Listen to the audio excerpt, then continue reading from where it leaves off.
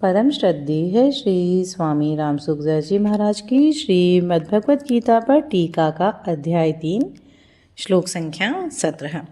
संसार से संबंध विच्छेद करने के लिए जो अपने कर्तव्य का पालन नहीं करता, उस मनुष्य की पूर्व श्लोक में ताड़ना की गई है। परंतु जिसने अपने कर्तव्य का पालन करके संसार से संबंध विच्छेद कर लिया है, उस महापुरुष की स्थिति का वर्णन भगवान आगे के 2 श्लोकों में करते हैं। ओम श्री परमात्मने नमः। यस्त्वात्मरतिरेव स्यादात्मतृप्तश्च मानवः आत्मन्येव च सन्तुष्टः तस्य कार्यं न विद्यते। परंतु जो मनुष्य अपने आप में ही रमण करने वाला और अपने आप में ही तृप्त तथा अपने आप में ही संतुष्ट है, उसके लिए कोई कर्तव्य नहीं है। श्लोक की व्याख्या।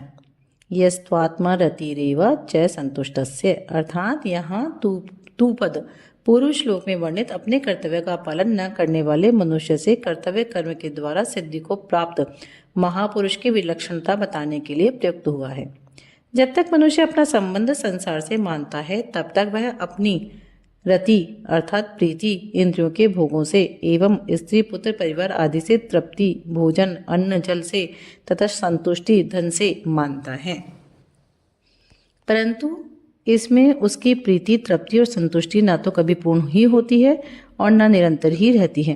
कारण कि संसार प्रतिक्षण परिवर्तनशील, जड़ और नाशवान है तथा स्वयं सदा एक रस रहने वाला, चेतन और अविनाशी है। तात्पर्य यह है कि स्वयं का संसार के साथ लेश मात्र भी संबंध नहीं है, अतः स्वयं की प्रीति, तृप्ति और संतुष्टि संसार से कैसे हो सकती है। किसी भी मनुष्य की प्रीति संसार में सदा नहीं रहती, यह सभी का अनुभव है। विवाह के समय स्त्री और पुरुष में परस्पर जो प्रीति या आकर्षण प्रतीत होता है, वह 1-2 संतान होने के बाद नहीं रहता। कहीं कहीं तो स्त्रियां अपने वृद्ध पति के लिए यहाँ तक कह देती हैं कि बुढ़ा मर जाए तो अच्छा है। भोजन करने से प्राप्त तृप्ति भी कुछ ही समय के लिए प्रतीत होती है। मनुष्य को धन प्राप्ति में जो संतुष्टि प्रतीत होती है, वह भी क्षणिक होती है, क्योंकि धन की लालसा सदा उत्तरोत्तर बढ़ती ही रहती है, इसलिए कमी निरंतर बनी रहती है। तात्पर्य यही है कि संसार में प्रीति, तृप्ति और संतुष्टि कभी स्थायी नहीं रह सकती।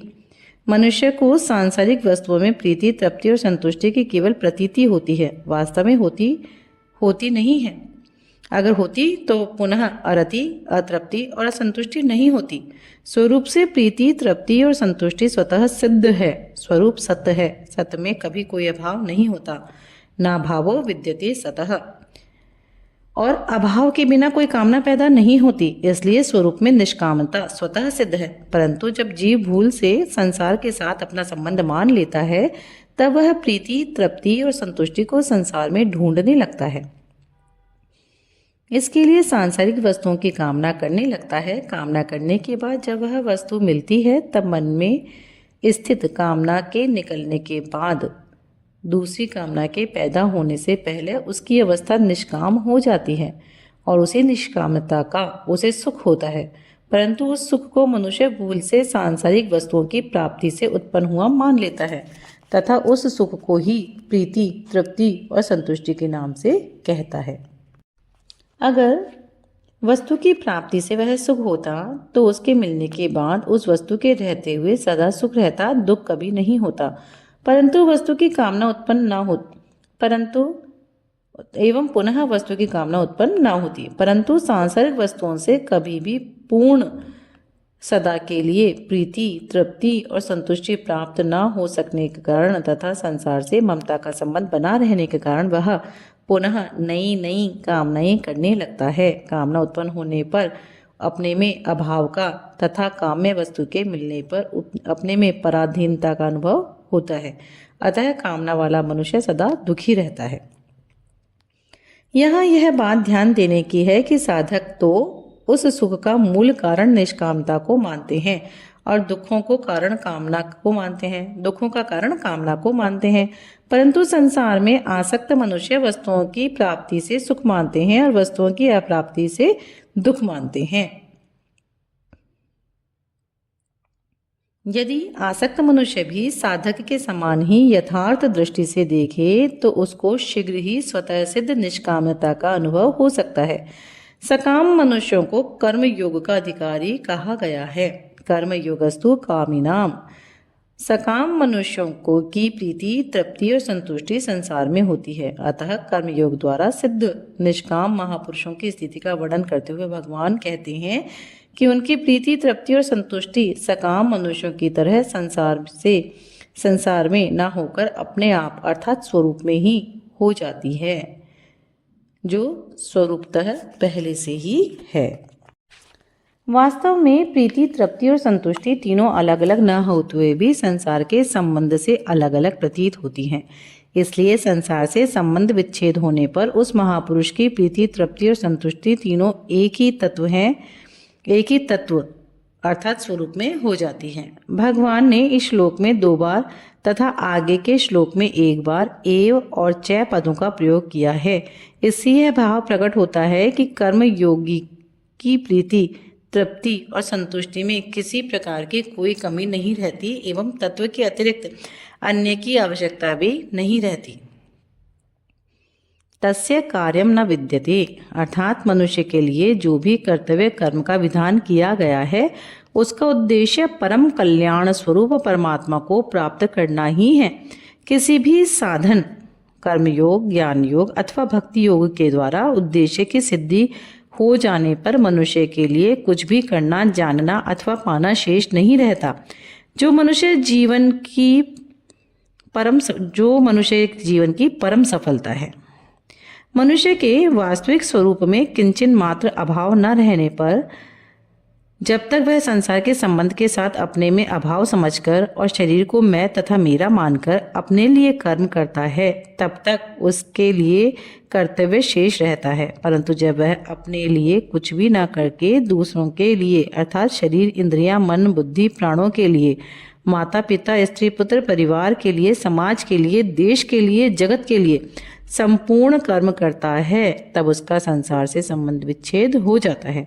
संसार से सर्वथा संबंध विच्छेद होने पर उसका अपने लिए कोई कर्तव्य शेष नहीं रहता, कारण कि स्वरूप में कोई भी क्रिया नहीं होती।